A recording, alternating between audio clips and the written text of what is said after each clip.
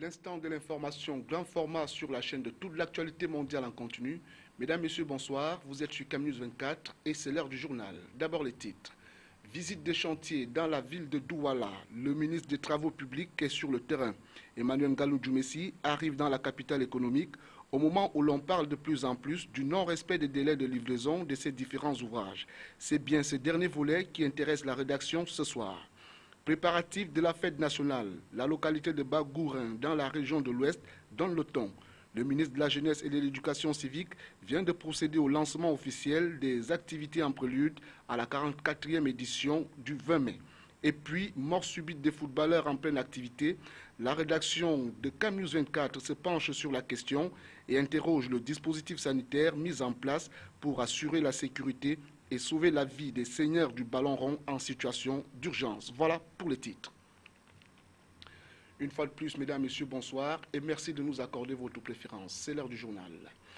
Collectivité territoriale décentralisée. Le ministre délégué auprès du ministre de l'économie, de la planification et de l'aménagement du territoire, Yaouba Abdoulaye, a procédé ce mardi 10 mai 2016 à la signature des conventions y afférentes à Yaoundé. C'était en présence des ministres délégués, du ministre délégué à la présidence chargé des marchés publics, Abba Sadou. Le point avec Salmon Fouy, Marson Voldaben et Sonia Mafolsing pour le récit.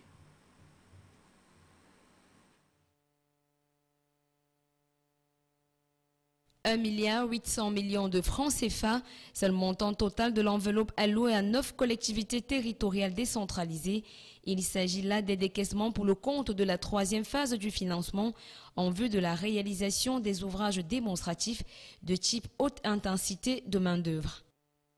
Les conventions de partenariat signées à ce sujet concernaient la commune urbaine de Koumba, qui sortit avec un financement de 210 millions de francs CFA, 152 millions pour la commune de Tibati, celle de San-Mélima récolte 163 millions de francs, 338 millions pour la commune de Bafoussam-Premier, celle de Yoko décroche 212 millions, 136 millions pour la commune de Bengui, 137 millions pour celle de Makénéné, la commune de Noa s'en sort avec 277 millions et 173 millions pour la commune de Vengue.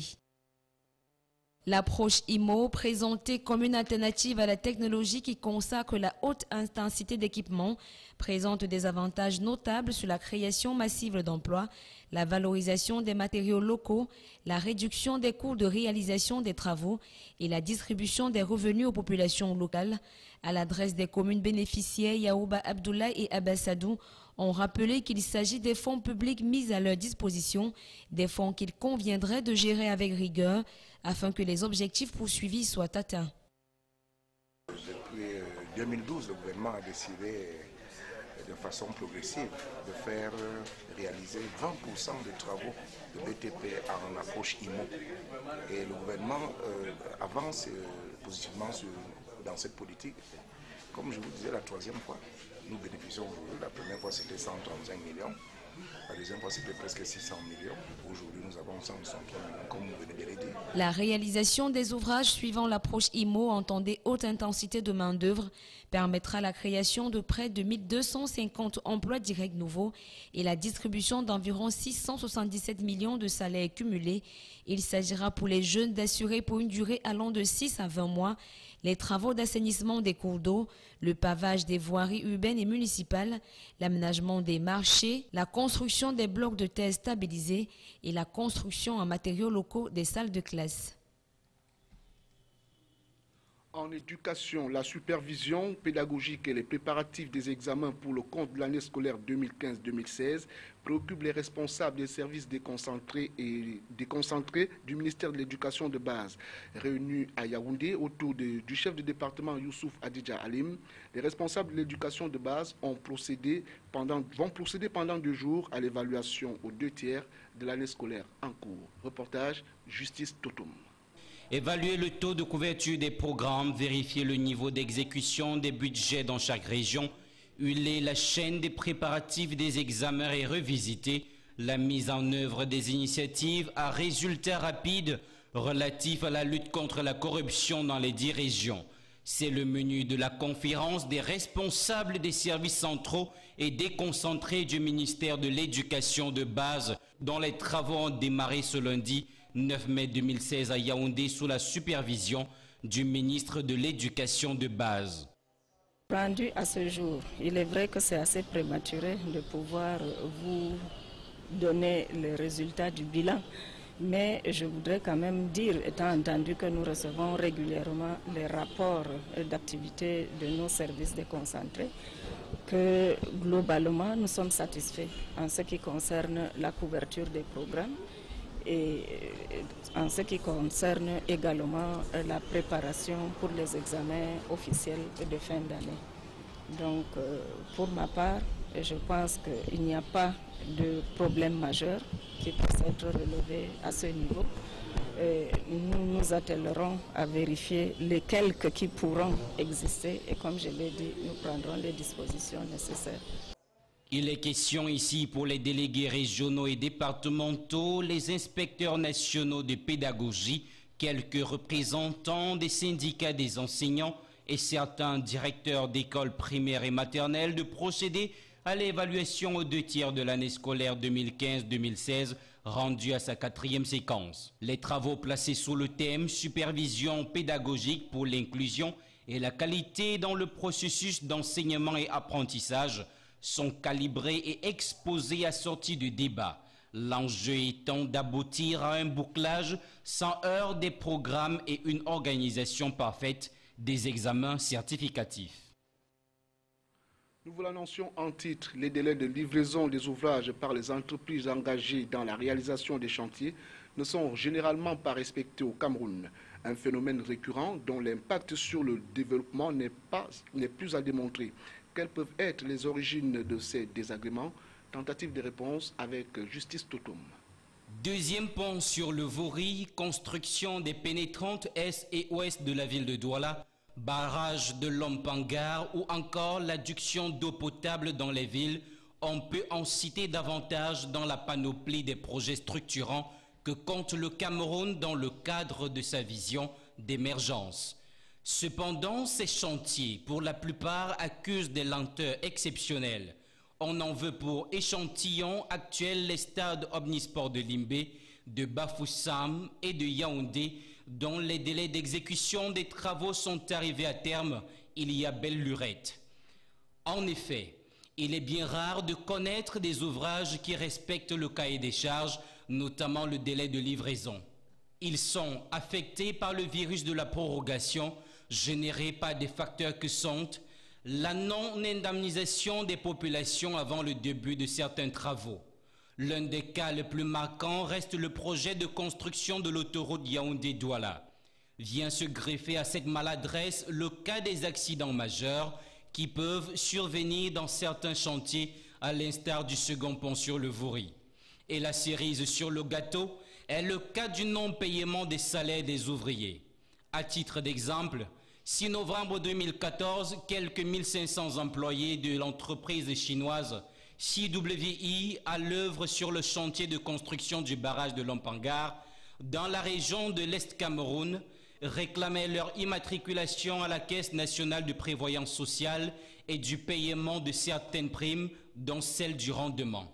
15 mars 2016, les ouvriers du barrage hydroélectrique de Memvelé décident d'arrêter les travaux et entrent en confrontation avec les responsables du chantier ainsi que des gendarmes pour la réclamation des primes alimentaires et de meilleures conditions de travail. Qu'ils soient du domaine public ou privé ou parapublic, ces piètres prestations parmi plusieurs mettent en évidence le manque d'esprit patriotique chez les autorités en charge de la réalisation des projets de construction au Cameroun. Faut-il les éjecter de leur fauteuil? Dans la suite du journal, préparatif de la 44e édition de la fête de l'unité, le lancement officiel a eu lieu ce jour à Bangourin, dans l'ouest du pays, par le ministre de la Jeunesse et de l'Éducation civique, Mounouna Foutsou. Une occasion où le peuple camerounais revisite les grandes lignes de son histoire à travers les symboles nationaux. En marge de cet événement, la rédaction s'intéresse à l'hymne national, dont l'historique a toujours été approximativement retracé par bon nombre de citoyens. Vous le dites, Renaud Inan.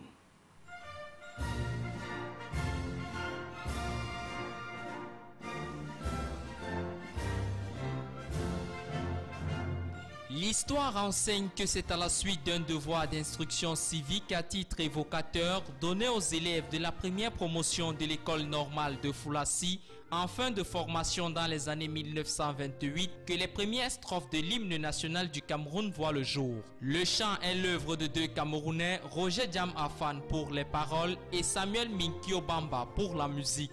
Dès sa création, il fut d'abord appelé chant de ralliement des Camerounais. 29 ans plus tard, en 1957, le chant de ralliement des Camerounais adopté par l'Assemblée législative du Cameroun, dénommé ALCAM par la loi numéro 57/47 du 5 novembre 1957 et devient alors l'hymne national du pays, avec pour titre « Au Cameroun, berceau de nos ancêtres ». Il sera d'abord exécuté en une seule version, à savoir française, jusqu'à l'indépendance. La version anglaise, quant à elle, verra le jour après les années 1960. En 1970, les paroles de l'hymne national sont modifiées, mais le titre reste inchangé. Il comprend désormais deux couplets qui malheureusement ne sont pas très souvent repris lors de son exécution. Ainsi, depuis cette époque, l'enseignement de ce chant patriotique a été instauré dans toutes les écoles primaires et secondaires du pays. L'hymne national est alors repris dans toutes les institutions républicaines lors des manifestations, mais aussi à l'étranger lors des compétitions sportives ou autres raisons diplomatiques dans lesquelles sont impliqués les Camerounais. Celui-ci est toujours accompagné du drapeau de la nation, signe de la souveraineté et de la prospérité de l'État. Rappelons que la maîtrise et le respect de ce symbole restent et demeurent une règle que tout citoyen camerounais est appelé à observer.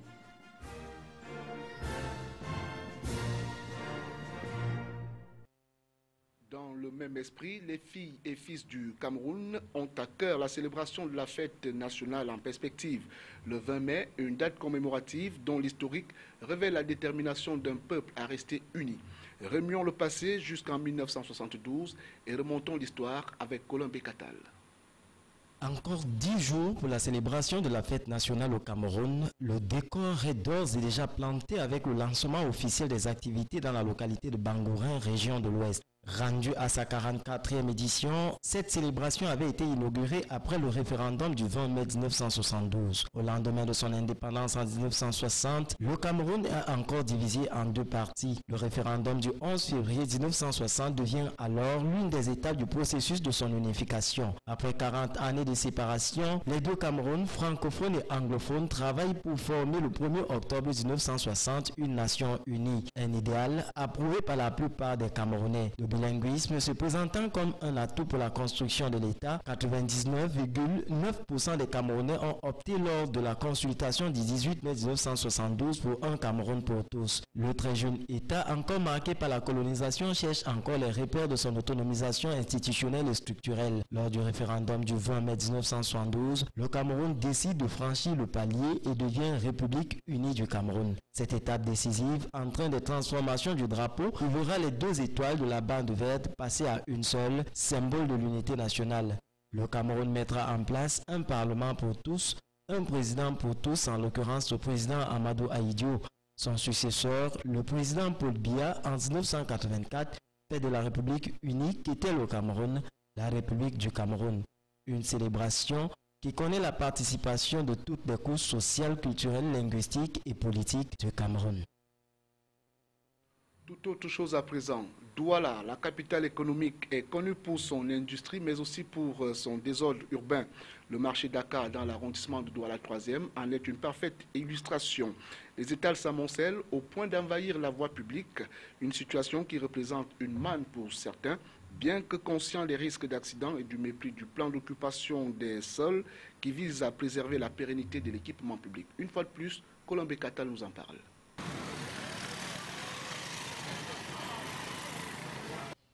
L'écho de la capitale industrielle de Douala inspire le respect. Pourtant, la capitale économique du Cameroun brille aussi par son désordre urbain. C'est le cas du marché Dakar dans l'arrondissement de Douala 3e. Dans cet espace commercial, c'est l'anarchie qui règne. À chacun de disposer la marchandise à sa convenance jusqu'à ce que la voie publique soit atteinte. Mais curieusement, cette situation déplorable est devenue une source de revenus pour ces agents municipaux, pourtant chargés de réguler l'exploitation de cet espace marchand. L'on en veut pour preuve le témoignage de ce commerçant. Il y a la police municipale, marché et les gars du marché, je veux que le ticket. Donc comme tu occupes ces droits, ça appartient à qui? À eux. Un cercle vicieux au mépris du plan d'occupation des sols, un document qui régit les servitudes d'occupation du sol et qui tient compte des besoins en matière entre autres des transports en raison des risques d'accidents récurrents dans la métropole. Sur la sellette, la police municipale et les responsables du marché, et sur les faits, quelques-uns sont bien identifiables. Le POS étant aussi un outil de planification du développement communal qui permet aux collectivités territoriales décentralisées de préserver le bien-être de l'équipement public, il est bien de s'interroger sur le véritable rôle de la police municipale dans les marchés. Dans l'autre camp, l'on n'assume pas la responsabilité des marchands de la voie publique. L'heure est plutôt à l'exigence des preuves sur des accusations à eux portées. Les commerçants qui sont sur la chaussée, ce ne sont pas mes commerçants. Mes commerçants, ce sont les commerçants qui sont à l'intérieur du marché. Parce que je ne perçois rien. Celui qui dit que c'est moi qui récupère l'argent en route n'a qu'à prouver. Puisque moi, je ne prends absolument rien. On peut mener les enquêtes là en route. Si un commerçant ou un de ces commerçants-là m'ont déjà vu sur la chaussée en train de récupérer l'argent. Une ville de Douala plus belle, tel est l'objectif des pouvoirs publics. Il est judicieux pour le marchand qui occupe la voie publique d'y contribuer avant l'heure de la répression. Car la loi, bien que souvent dure, reste la loi. Et nous voici en sport. Mort subite des footballeurs en plein exercice de leur fonction. Le Cameroun pleure deux d'entre eux, Patrick Ekeng, décédé le vendredi dernier au cours d'un match de championnat roumain, et Janine Djomnan, la gardienne de but de Femina Star de Bolova, D1 de football féminin, tombée dimanche dernier alors qu'elle s'échauffait. Deux cas qui interpellent plus d'un responsable. Les mesures de sécurité sont-elles toujours prises pour éviter le pire? Et pourtant, il en existe plusieurs qui peuvent participer à sauver un joueur qui subit un arrêt cardiaque. Vous le dites, Michel Ateba. Selon la Fédération française de cardiologie, il existe plusieurs gestes qui peuvent sauver le sportif en cas d'arrêt cardiaque dans un stade de football. Dans sa campagne « Une vie, 3 gestes », la FFC explique clairement ce qu'il faut faire. La première est la position latérale de sécurité, encore appelée PLS. Elle devrait être maîtrisée par l'ensemble des acteurs, sur le terrain et en dehors. Joueurs, encadreurs, arbitres et même les spectateurs doivent avoir la main mise sur cette méthode, la première à appliquer en cas d'urgence. Généralement, dans ces cas, 1 minute de gagner, c'est 10% de chance de survivre en plus. La PLS est appliquée avant l'entrée des secouristes ou du staff médical sur l'heure de jeu. Une fois le staff médical sur le terrain, procéder à un massage cardiaque qui permet une meilleure récupération des fonctions vitales. L'exercice consiste à allonger le sujet sur un plan dur, en positionnant le bras tendu au milieu de la poitrine et en déprimant la cage thoracique sur environ 5 cm. Cette opération vient avant la mise en place du défibrillateur, un appareil que les spécialistes utilisent pour administrer une décharge électrique, appelée encore défibrillation, sur une personne en arrêt cardiaque.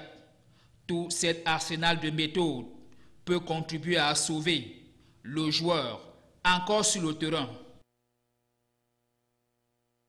Spécialiste de la médecine sportive, le temps de reportage, sacré Michel Ateba.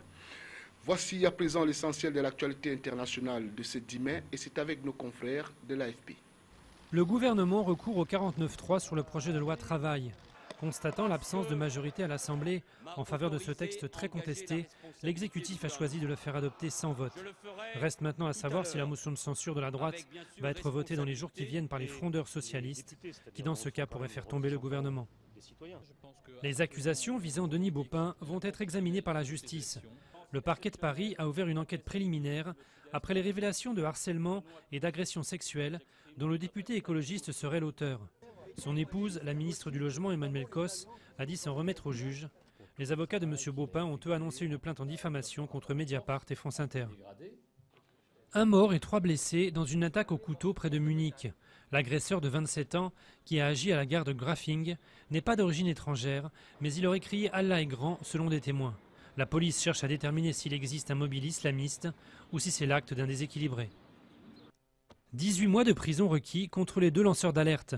Antoine Deltour et Raphaël Allais sont jugés pour avoir fait fuiter des documents qui ont mis au jour des pratiques fiscales controversées au Luxembourg.